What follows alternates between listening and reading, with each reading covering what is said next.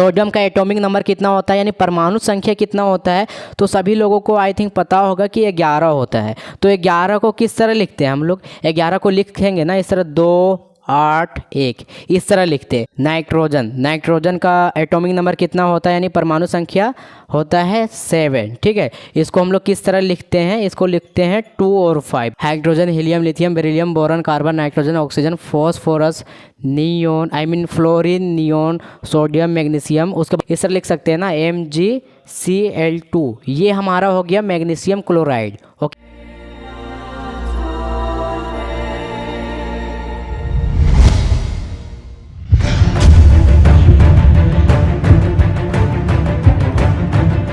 कि रासायनिक सूत्र कैसे लिखे, ये हमारा आज का हेडिंग है, टॉपिक है।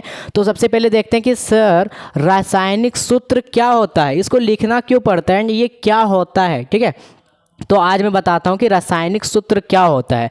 जब किसी यौगिक को विभिन्न तत्वों यानी जब किसी यौगिक को विभिन्न यानी अलग अलग तत्वों, जैसे सोडियम हो गया है ना, और क्लोरीन हो जाएगा, तो ये अलग अलग तत्व हो जाएगा। ठीक है, के संकेतों यानी दर्शाते हैं सो एवं उसके संयोजकता, ये मैं बताऊंगा कि संयोजकता क्या होता है। अगर हमें केमिकल फॉर्मूला लिखना है ना तो संयोजकता हमें पता रहना चाहिए, ये सबसे मेन इंपॉर्टेंट चीज़ होता है संयोजकता। ओके, के साथ प्रदर्शित किया जाता है तो उस यौगिक का रासायनिक सूत्र कहा जाता है, उसे उस यौगिक का रासायनिक सूत्र कहा जाता है। यानी जब किसी यौगिक को विभिन्न तत्वों के संकेतों द्वारा प्रदर्शित किया जाता है ना, तो संयोजकता के साथ प्रदर्शित किया जाता है तो उसे उस यौगिक का रासायनिक सूत्र कहा जाता है। ये चलिए हो गया, ये हमारा रासायनिक सूत्र का डेफिनेशन हो गया। ठीक है, अब देखते हैं संयोजकता क्या होता है। ओके, तो संयोजकता क्या होता है,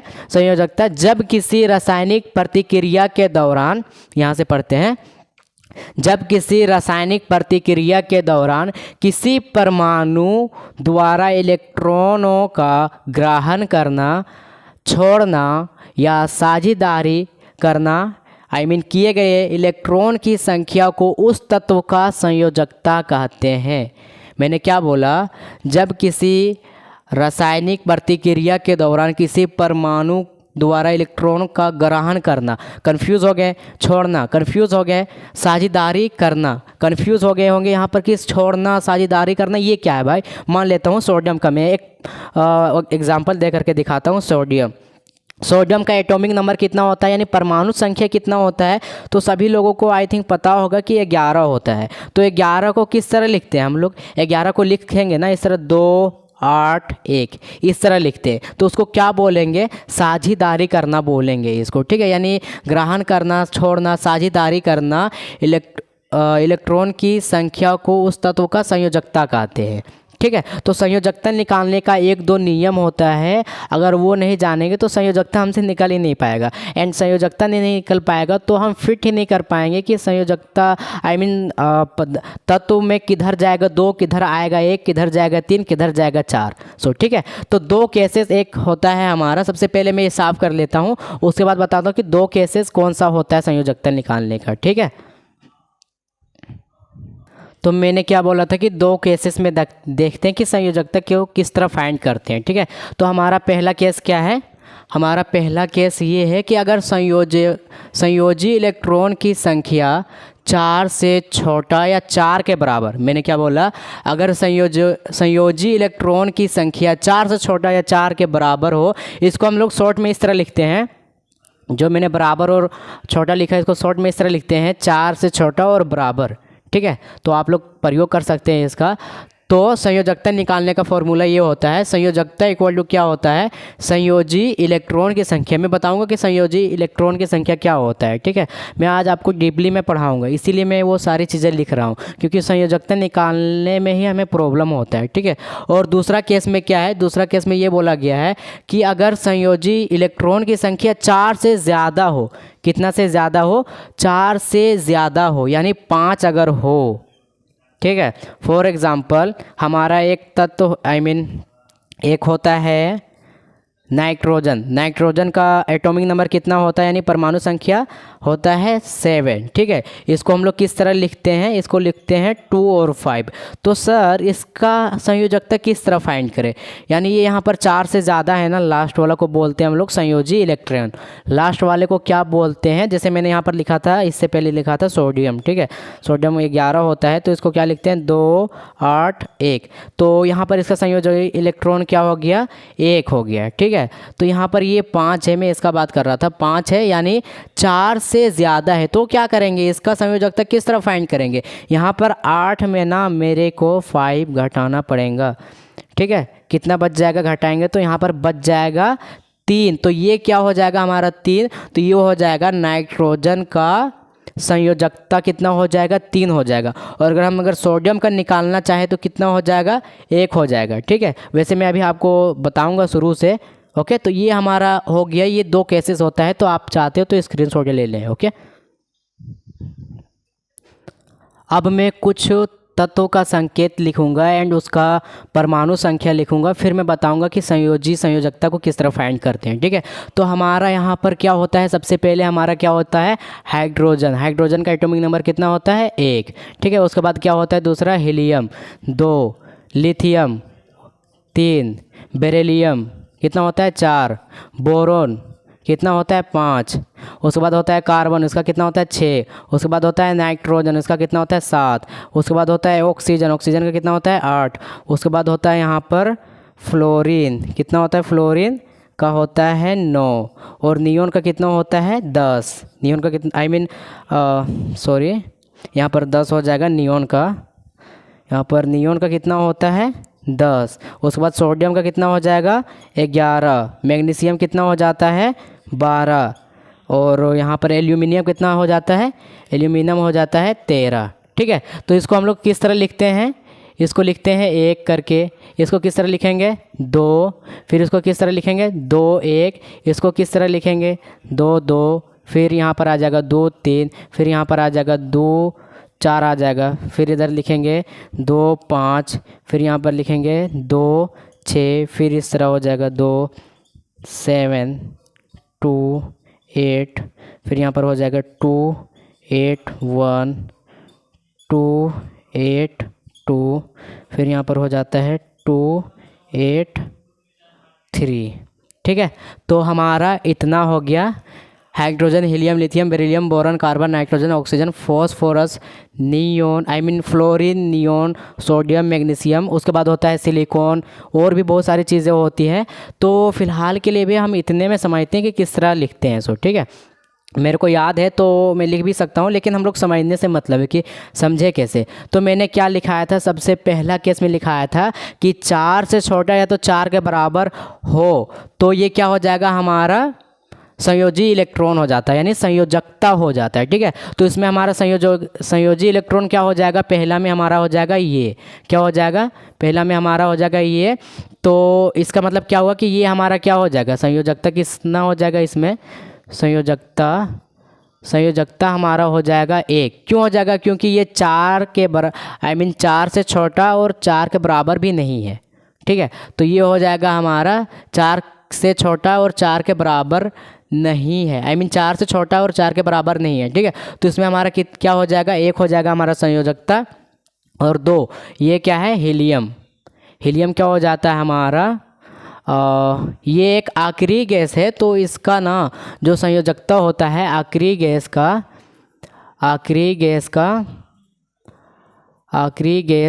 संयोजकता नहीं होता है, संयोजकता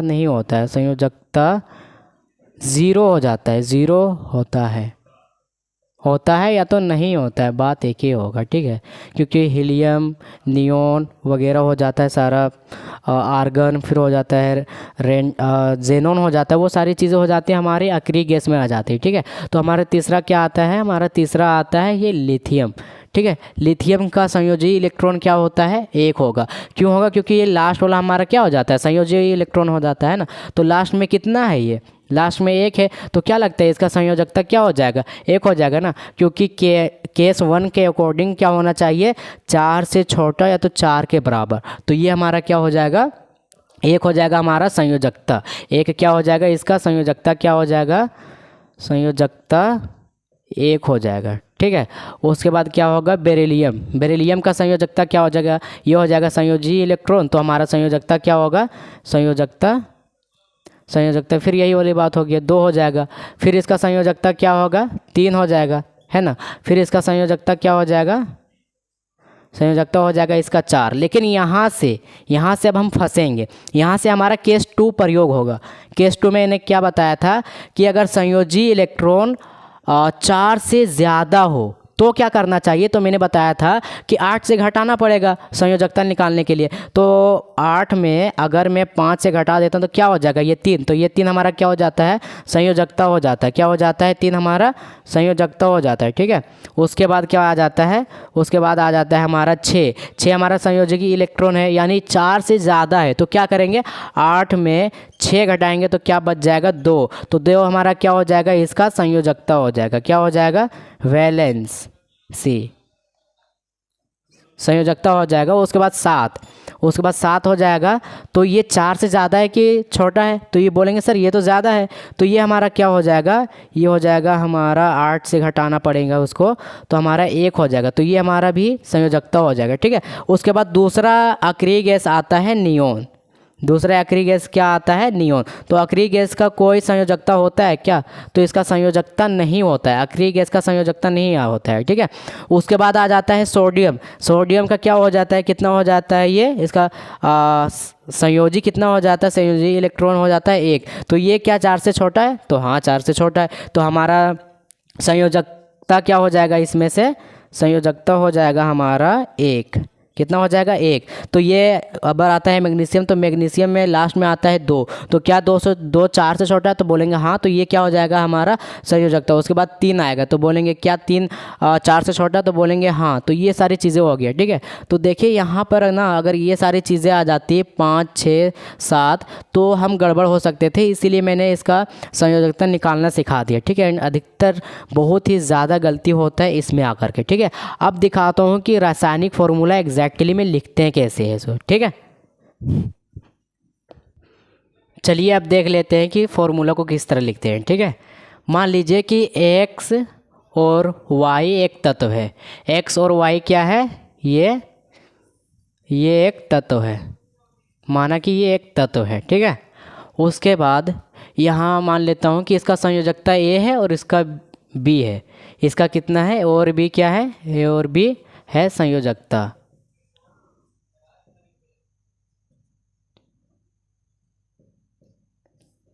ए और बी क्या है, संयोजकता है, ठीक है। उसके बाद क्या करेंगे, जैसे जब ये दोनों रिएक्शन करने लगता है ना, दोनों तत्व मान लेता हूँ कि ये सोडियम है और ये है क्लोरीन, ओके।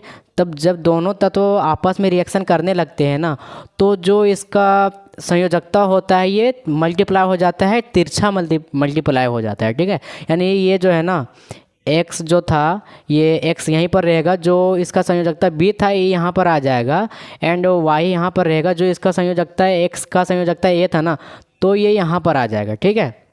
आ गया बात समझ में, x का ये क्या हो जाएगा, तिरछा मल्टीप्लाई हो जाता है, ठीक है। यानी x का संयोजकता y के पास चला जाएगा, y का संयोजकता x के पास चला जाएगा, ठीक है। यानी तिरछा होता है गुना।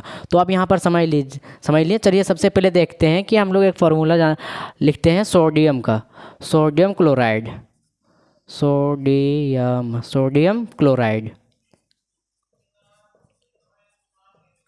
सोडियम क्लोराइड का एक फॉर्मूला देखते हैं किस तरह लिखते हैं। सोडियम का संकेत कितना होता है, संकेत क्या होता है, Na होता है। सोडियम का संकेत क्या होता है, यहाँ पर लिखते हैं हम लोग, सोडियम का संकेत क्या होता है, Na, ओके। उसके बाद क्लोरीन का संकेत क्या होता है, Cl, क्लोरीन का संकेत क्या होता है, Cl। अब देखते हैं सोडियम का जो है ना संयोजकता क्या होता है, वैलेंसी क्या होता है सोडियम का। तो हम लोग ने सीखा था कि इसको किस तरह लिखते हैं, सोडियम को 2 8 1, तो हमारा ये क्या हो जाएगा, ये क्या हो जाएगा, हमारा संयोजकता हो जाएगा, ठीक है। उसके बाद क्लोरीन का देखते हैं, क्लोरीन का एटॉमिक नंबर कितना है, ये 17 है, तो इसको किस तरह लिखेंगे, 2 8 7 लिखेंगे।